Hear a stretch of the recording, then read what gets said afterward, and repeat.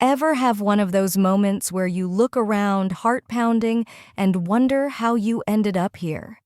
I was on a couch surrounded by my closest friends, their eyes burning with want, trying to piece together how a simple backyard barbecue turned into this. Let me take you back to the start. But before I tell you what happened next, have you ever felt that electric jolt when friendship becomes something more, when you know everything's about to change? Take a deep breath, hit like, subscribe. It keeps you in the story. Here we go.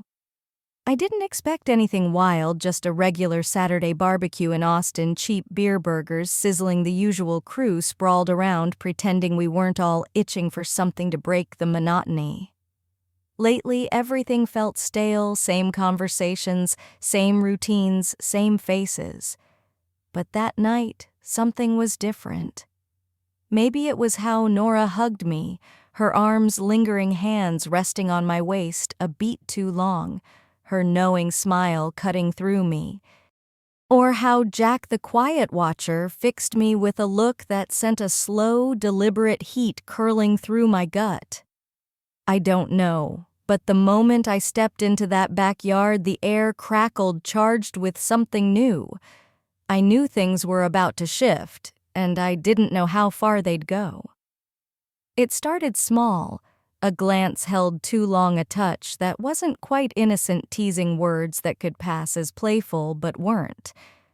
Everyone felt it, the shift in the air, like a storm brewing. Nora leaned into me at one point, her lips grazing my ear, voice a whisper. "You feel that, don't you?" Her fingers traced circles on my lower back, slow, deliberate.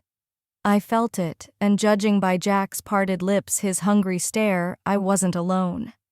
Nora's hand slid down my arm, her voice dropping lower. "Let's take this inside." I barely had time to process what that meant before everyone moved. No hesitation, no questions. We all knew.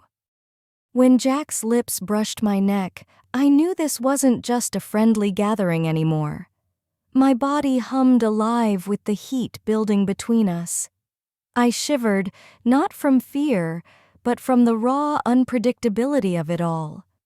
His breath on my skin sent a jolt through me, his fingers tracing the curve of my waist, then my hips, gentle at first, but with a strength behind them, pulling me closer into a dance with no steps, just instinct, pure and sharp.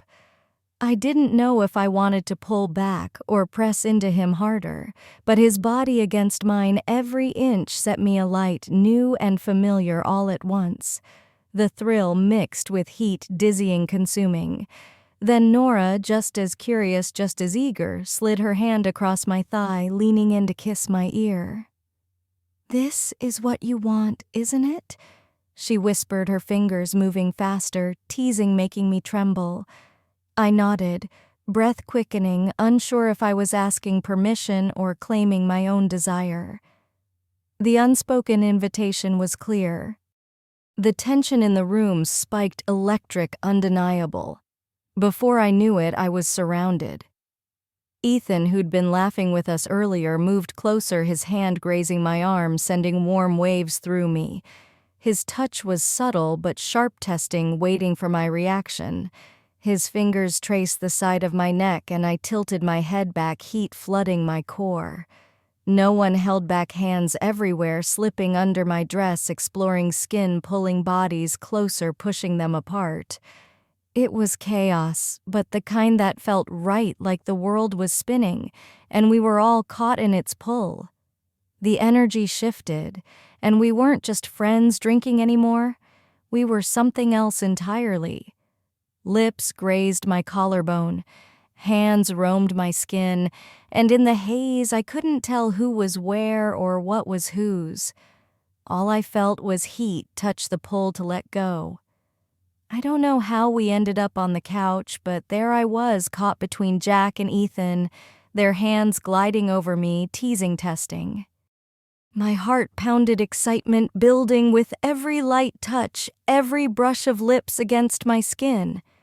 The world outside this moment didn't exist, no boundaries, No hesitation, just a wild, unspoken agreement that this was happening. Jack's hand slid just under the hem of my dress, my breath catching as his fingers grazed my thigh, slow but sure, deliberate, savoring every second. "You're beautiful," he whispered, voice rough with want, his lips finding mine, kissing me deep, almost possessive. The feel of his mouth was overwhelming, and I couldn't help but respond, opening to him, pressing closer. My hands wandered, finding the warmth of his skin beneath his shirt. Nora's voice came from somewhere teasing distant. "You don't have to hold back, you know." I wasn't sure who she was talking to, but I didn't care. I was past holding back. Ethan's hands circled my waist, pulling me close from behind his chest against my back lips, trailing down my neck. Each kiss sending shivers through me. His hands moved from my shoulders to my arms, back to my waist, like he was memorizing every curve. Being surrounded physically and emotionally was unlike anything I'd felt before. Every touch was a spark, every kiss a detonation, like we were all woven together in a way that didn't make sense but felt exactly right. The urgency in the air was palpable, pulling us toward something bigger, something irreversible. I felt alive, no longer just a bystander in my own life, but at the center, feeling every part of it.